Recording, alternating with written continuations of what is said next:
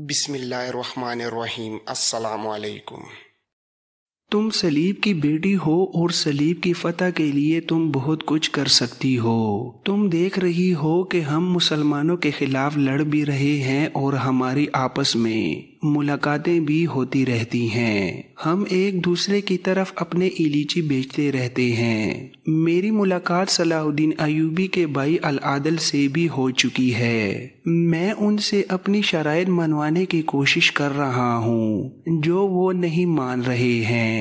मैं उन्हें कह रहा हूँ कि यरूशलेम और सलीबुल सलबूत हमारे हवाले कर दो और तुम उन इलाकों से निकल जाओ जिन पर सलीबियों का कब्जा था। सलाहुद्दीन अयूबी ने एक भी शर्त मानने से इनकार कर दिया है। आप सलाहुद्दीन अयूबी से क्यों नहीं मिलते?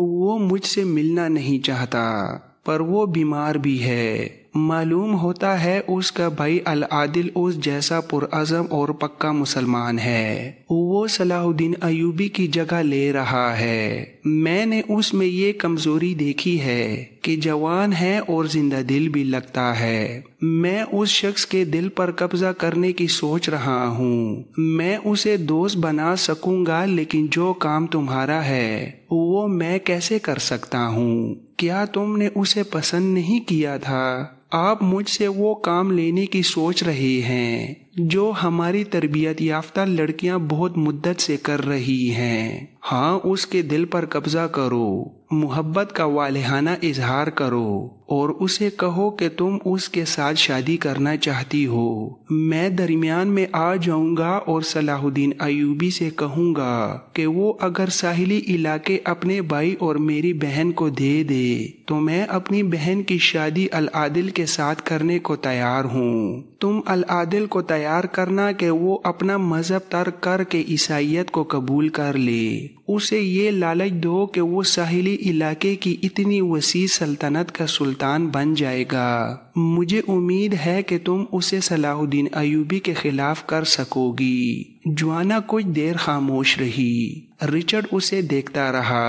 आखिर जुआना ने आह ली और बोली, मैं कोशिश करूंगी। रिचर्ड ने कहा, मुसलमानों को इसी धोखे से मारा जा सकेगा। मैं मैदान जंग में उन्हें शिकस्त देने की पूरी कोशिश करूंगा, लेकिन बहुत लंबी मुद्दत दरकार होगी। मैं शायद उस वक्त तक जिंदा ना रहूं। मुझे वापस इंग्लिस्तान भी जाना है। वहाँ के हालात मखदूश हैं। मुखालिफिन मेरी गैर हाजिरी से फायदा उठा रहे हैं। जो कबूतर रिचर्ड के ऊपर से गुजर कर आ गया था वो सलाहुद्दीन अयूबी के खेमे के सामने बनी हुई एयर खपरील पर आन बैठा। दरबान ने दौड़कर उसकी टांग से बंधा हुआ पैगाम खोला और खेमे में ले गया। सुल्तान अयूबी कमजोरी महसूस कर रहा था। उसे आराम की सख्त जरूरत थी, लेकिन वो उठ बैठा और पैगाम पढ़ने लगा। शहर के अंदर की फौज के साथ सुल्तान सलाहुद्दीन अयूबी का राब्ता पैगंबर कबूतरों के जरिए कायम था। ये पैगाम अकरा के दोनों हाकिमों अल मशतूब और बाउद्दीन फराकूश का था। काजी बाउद्दीन शद्दाद, जो सुल्तान सलाहुद्दीन अयूबी की मजलिस मुशावरत का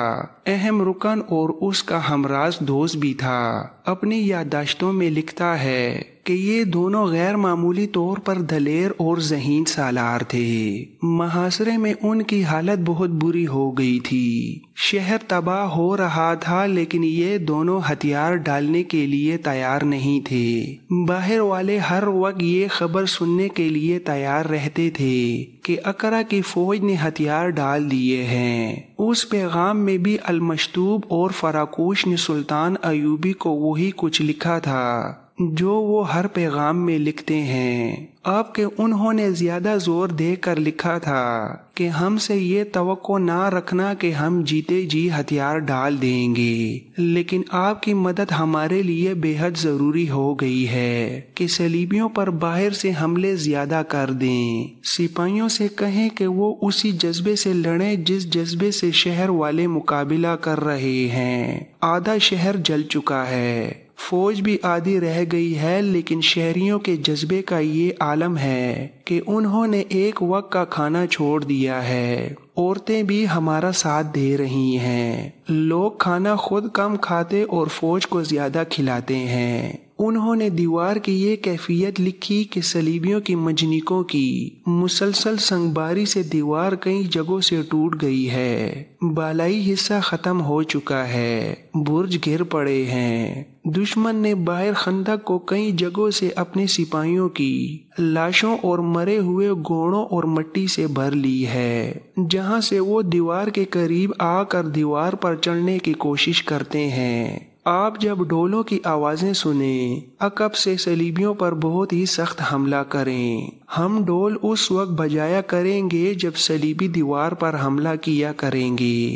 آپ ایسے جانباز تیار کریں جو سمندر کی طرف سے ہم تک اسلحہ پہنچائیں۔ سلطان ایوبی کمزوری اور بخار کے باوجود اٹھ کھڑا ہوا۔ اس نے پیغام کا جواب لکھوایا جس میں اس نے اقرا والوں کی حوصلہ افزائی کی اور یہ بھی لکھا کہ جانباز پہلے ہی شہر تک اسلحہ پہنچانے کے لیے جا چکے ہیں۔ اللہ تمہارے ساتھ ہے۔ اسلام پر بڑا ہی سخت وقت آن پڑا ہے۔ یہ میری ہی کوشش تھی کہ صلیبی بیت المقدس کی طرف بڑھنے کی بجائے اقرا کا محاصرہ کریں تاکہ میں انہیں یہیں الجھا کر ان کی جنگی طاقت کمزور کر دوں۔ تم لوگ اقرا کے دفاع کے لیے نہیں، مسجد اقصی کے دفاع کے لیے لڑ رہے ہو۔ یہ پیغام کبوتر کے ذریعے بھجوا کر سلطان صلاح الدین ایوبی نے اپنے سالاروں کو بلایا اور انہیں کہا کہ میرے پاس ہر ایک کماندار اور ہر ایک سپاہی کے پاس جانے کا وقت نہیں رہا۔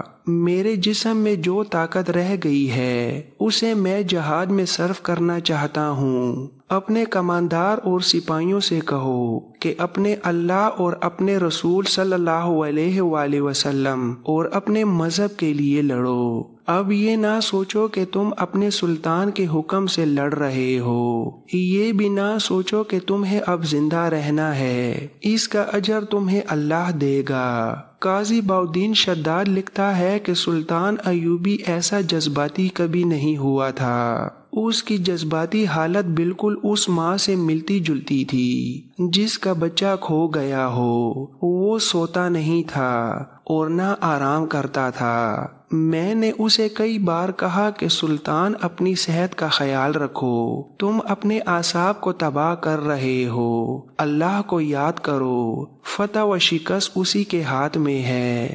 سلطان کے آنسو نکل آئے۔ اس نے جذباتیت سے کانپتی ہوئی آواز میں کہا، بہاؤالدین شداد، میں صلیبیوں کو بیت المقدس نہیں دوں گا، میں اس مقدس جگہ کی بے حرمتی نہیں ہونے دوں گا جہاں سے میرے پیارے رسول صلی اللہ علیہ وآلہ وسلم اللہ کے حضور گئے تھے۔ اس جگہ میرے رسول صلی اللہ علیہ وآلہ وسلم نے سجدہ کیا تھا۔ وہ گرج کر بولا، نہیں بہاؤالدین نہیں، میں مر کے بھی صلیبیوں کو بیت المقدس نہیں دوں گا۔ قاضی شداد آگے چل کر لکھتا ہے کہ ایک رات وہ اس قدر بے چین تھا کہ میں بہت دیر اس کے ساتھ رہا۔ اسے نیند نہیں آ رہی تھی۔ میں نے اسے قرآن کی 2-3 آیتیں بتائیں اور کہا کہ یہ پڑھتے رہو۔ اس نے آنکھیں بند کر لیں اور اس کے ہونٹ ہلنے لگے۔ وہ آیتیں پڑھ رہا تھا اور پڑھتے پڑھتے سو گیا۔ سلطان سوتے میں بڑبڑایا، یعقوب کی کوئی خبر نہیں آئی، وہ شہر میں داخل ہو جائے گا۔ پھر وہ سو گیا، لیکن میں دیکھ رہا تھا کہ وہ نیند میں بھی بے چین تھا۔ سلطان ایوبی کے خیمے سے اقرا کی دیوار نظر آتی تھی۔ اس کے باہر صلیبی لشکر یوں دکھائی دیتا تھا جیسے چیونٹیاں کسی چیز پر اکٹھی ہو گئی ہوں۔ رات کو اقرا کی دیواروں پر مشعلیں چلتی پھرتی رہتی تھیں اور رات کے اندھیرے میں آگ کے گولے دیوار کے اوپر سے اندر جاتے نظر آتے تھے۔ دیوار سے بھی ایسے گولے باہر آتے تھے۔ سلطان ایوبی کے چھاپہ مار راتوں کو دشمن پر شب خون مارتے رہتے تھے۔ نیند میں سلطان صلاح الدین ایوبی جس یعقوب کا نام لے رہا تھا وہ اس کی بحریہ کا ایک بڑا ہی دلیر کپتان تھا۔ اقرا شہر کے اندر رسد اور اسلحہ پہنچانا ناممکن ہو گیا تھا۔ پچھلی ویڈیو میں بیان کیا جا چکا ہے کہ شہر کے ایک طرف سمندر تھا اور ادھر صلیبیوں کے بحری جہاز بکھرے ہوئے تھے۔ شہر والوں کو سامان پہنچانا بڑا ہی ضروری تھا۔ سلطان ایوبی نے اپنے اس بحری بیڑے سے اس مہم کے لیے رضاکار مانگے تھے۔ یعقوب نے اپنے آپ کو پیش کیا تھا۔ اس وقت کے وقوع نگاروں قاضی بہاءالدین شداد اور 2 اور مورخوں نے یعقوب کا تفصیل سے ذکر کیا ہے۔ وہ حلب کا رہنے والا تھا۔ اس نے بحریہ اور فوج کے سپاہی منتخب کیے۔ ان کی تعداد 650 تھی۔ انہیں یعقوب اپنے جہاز میں لے گیا اور بیروت چلا گیا۔ وہاں سے اس نے جہاز کو، جو بڑا جنگی جہاز تھا، رسد اور اسلحہ سے بھر لیا۔ یہ اتنا زیادہ سامان تھا جو اقرا والوں کو بڑے لمبے عرصے تک لڑنے کے قابل بنا سکتا تھا۔ یعقوب نے اپنے سپاہیوں سے کہا کہ جانیں قربان کر دینی ہے، یہ سامان اقرا تک پہنچانا ہے۔ جہاز جب اقرا سے کچھ ہی دور رہ گیا تھا کہ صلیبیوں کے 40 جہازوں نے اسے گھیر لیا۔ یعقوب کے جانبازوں نے بے جگری سے مقابلہ کیا۔ جہاز جلتا رہا اور یعقوب اسے اقرا کے ساحل کی طرف لے جاتا رہا۔ جانبازوں نے دشمن کے جہازوں کو بہت نقصان پہنچایا۔ ایک فرانسیسی مورخ ڈی ونسوف نے لکھا ہے کہ وہ جنات اور بدروحوں کی طرح لڑے لیکن دشمن کے گھیرے سے نہ نکل سکے۔ آدھے سے زیادہ مسلمان سپاہی تیروں کا نشانہ بن گئے۔ یعقوب نے جب دیکھا کہ جہاز بادبان برد ہو جانے سے کھلے سمندر کی طرف بہہ گیا ہے اور اب دشمن جہاز پر قبضہ کر لے گا، تو اس نے اپنے جانبازوں سے چلا کر کہا، اللہ کی قسم، ہم وقار سے مریں گے۔ دشمن کو نہ یہ جہاز ملے گا اور نہ اس میں سے کوئی چیز اس کے ہاتھ آئے گی۔ جہاز میں سوراخ کر دو، سمندر کو جہاز کے اندر آنے دو۔ عینی شاہدوں کا بیان ہے کہ جو جانباز زندہ رہ گئے تھے انہوں نے عرشے کے نیچے جا کر جہاز کو توڑنا شروع کر دیا۔ تختے ٹوٹے تو سمندر جہاز میں داخل ہونے لگا۔ کسی بھی جانباز نے جہاز سے کود کر جان بچانے کی کوشش نہ کی۔ سب جہاز کے ساتھ سمندر کی تہہ میں چلے گئے۔ اس واقعے کی تاریخ 8 جون سن 1191 لکھی گئی ہے۔ سلطان ایوبی کو اس واقعے کی اطلاع ملی تو وہ خیمے سے نکلا۔ اس کا گھوڑا ہر وقت تیار رہتا تھا۔ اس نے بلند آواز سے حکم دیا، دف بجاؤ۔ دف بج اٹھے۔ یہ حملے کا سگنل تھا۔ ذرا سی دیر میں اس کے دستے حملے کی تیاری کے لیے جمع ہو گئے۔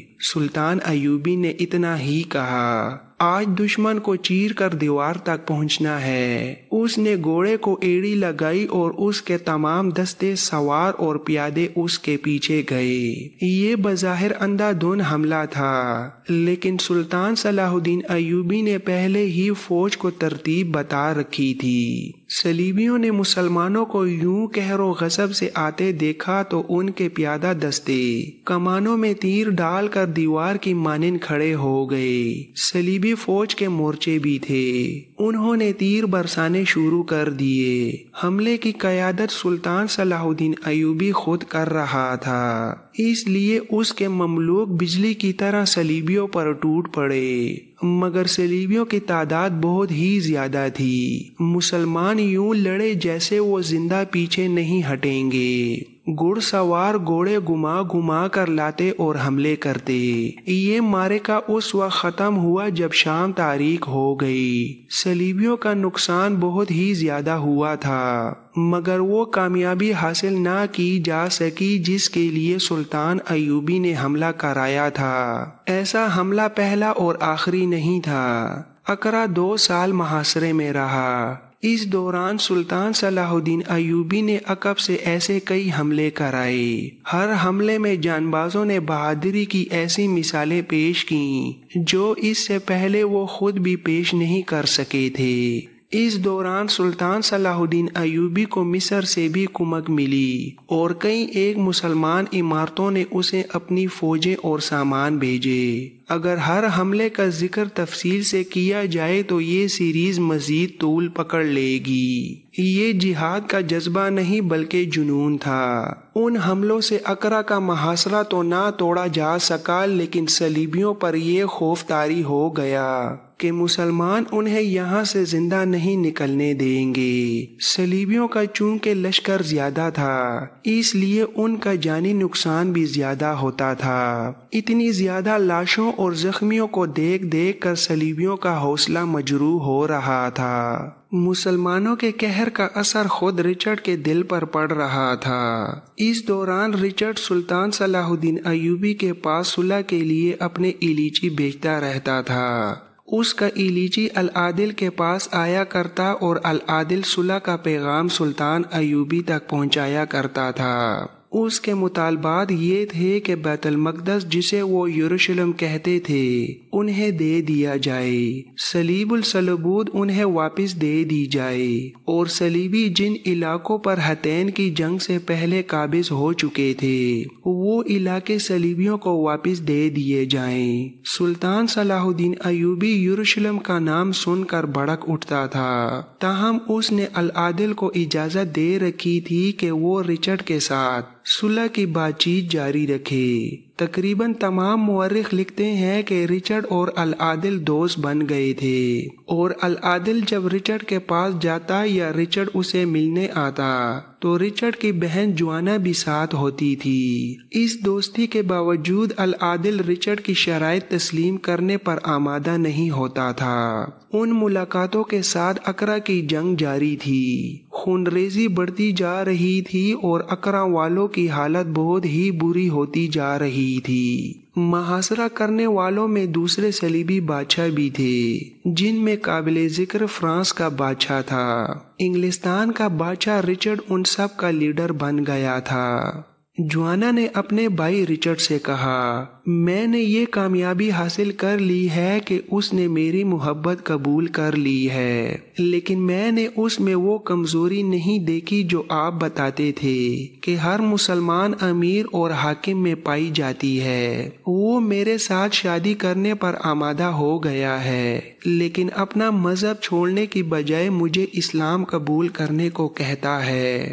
رچرڈ نے کہا، معلوم ہوتا ہے تم نے اپنا جادو اس طرح نہیں چلایا جس طرح اس فن کی ماہر لڑکیاں چلاتی رہتی ہیں۔ یہ میں نے بھی دیکھا ہے کہ العادل کردار کا پکا ہے۔ میں اسے کہہ چکا ہوں کہ اگر وہ تمہارے ساتھ شادی کرنا چاہتا ہے تو عیسائیت قبول کر لے اور اپنے بھائی سے کہے کہ ساحلی علاقہ اسے دے دے جس پر اس کی اور تمہاری حکمرانی ہوگی۔ اس نے جواب دیا کہ اپنا مذہب ترک کرنا ہوتا تو اتنے خون خرابے کی کیا ضرورت تھی۔ میں نے اس سے پوچھا کہ تم میری بہن کو پسند کرتے ہو؟ اس نے جواب دیا کہ اپنی بہن سے پوچھو، میں اسے اتنا ہی چاہتا ہوں جتنا وہ مجھے چاہتی ہے۔ میں نے اسے کہا کہ مجھے ان کے میل ملاقات اور محبت پر کوئی اعتراض نہیں، شکار جال میں آ گیا ہے، اب یہ تمہارا کمال ہوگا کہ اسے شیشے میں اتار لو۔ جوانا نے کہا، مجھے یاد آیا میری دونوں خادمائیں کہیں نظر نہیں آ رہیں، رات یہیں تھیں، صبح سے غائب ہیں۔ رچرڈ نے کہا، میرا خیال ہے وہ اب غائب ہی رہیں گی، وہ مسلمان تھیں۔ جوانا نے کہا، وہ سسلی کی مسلمان تھیں اور وہ اس وقت سے میرے ساتھ تھیں جب میری شادی ہوئی اور میں سسلی گئی تھی۔ رچرڈ نے کہا، مسلمان کہیں کا بھی رہنے والا کیوں نہ ہو، سب کا جذبہ ایک سا ہوتا ہے، اسی لیے ہم اس قوم کو خطرناک سمجھتے ہیں اور ہم اس کوشش میں لگے رہتے ہیں کہ ان کا اتحاد ٹوٹ جائے۔ ان دونوں نے یہاں آ کر دیکھا کہ ہم ان کی قوم کے خلاف لڑ رہے ہیں تو وہ ان کے پاس چلی گئیں۔ رچرڈ ٹھیک کہہ رہا تھا۔ اس وقت یہ دونوں عورتیں سلطان صلاح الدین ایوبی کے پاس پہنچ چکی تھیں۔ ان کی چھان بین کر کے انہیں سلطان کے پاس لے جایا گیا۔ انہوں نے سلطان سے ملنے کی خواہش کی تھی اور کہا تھا کہ وہ کچھ باتیں صرف سلطان کو بتانا چاہتی ہیں۔ انہوں نے سلطان ایوبی کو بتایا کہ وہ سسلی میں جنی پلی ہیں اور لڑکپن میں شاہی محل میں ملازم ہو گئی تھیں۔ جب جوانا بادشاہ کی بیوی بن کر آئی تو ان دونوں کو جسمانی چستی اور اچھی شکل و صورت کی وجہ سے جوانا کی خاص خادمائیں بنا دیا گیا۔ سسلی میں مسلمانوں کی اکثریت تھی، اس لیے وہاں اسلام زندہ تھا۔ ان دونوں کو بھی اپنا مذہب یاد رہا۔ جوانا بیوہ ہو گئی تو شہنشاہ رچرڈ آ گیا۔ وہ جوانا کو اپنے ساتھ لایا تو ان دونوں کو بھی ساتھ آنا پڑا۔ یہاں انہوں نے عیسائیوں کو مسلمانوں کے خلاف لڑتے دیکھا تو کفار کی نوکری سے ان کا دل اچاٹ ہو گیا۔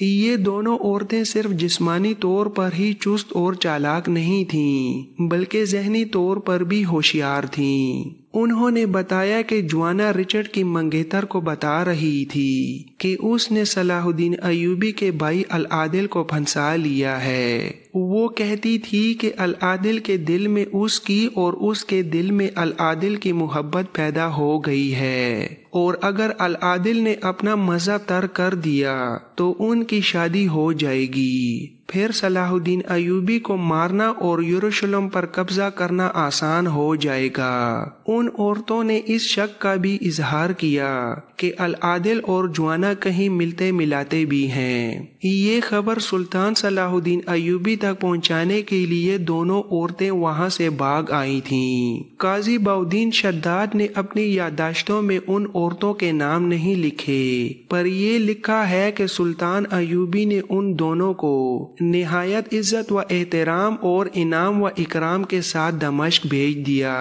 سلطان ایوبی نے ان عورتوں کی اطلاع پر تو یقین کر لیا، لیکن اسے یہ یقین نہیں آ رہا تھا کہ اس کا سکا بھائی اسے دھوکہ دے رہا ہے۔ اسے اپنے ہر سالار پر اعتماد تھا، لیکن العادل اور اپنے دو بیٹوں الفضل اور الظاہر کی موجودگی میں وہ بہت سی پریشانیوں سے آزاد تھا۔ صلیبیوں پر عقب سے جو حملے کیے جاتے تھے ان کی قیادت یہ تینوں کرتے یا وہ خود کرتا تھا۔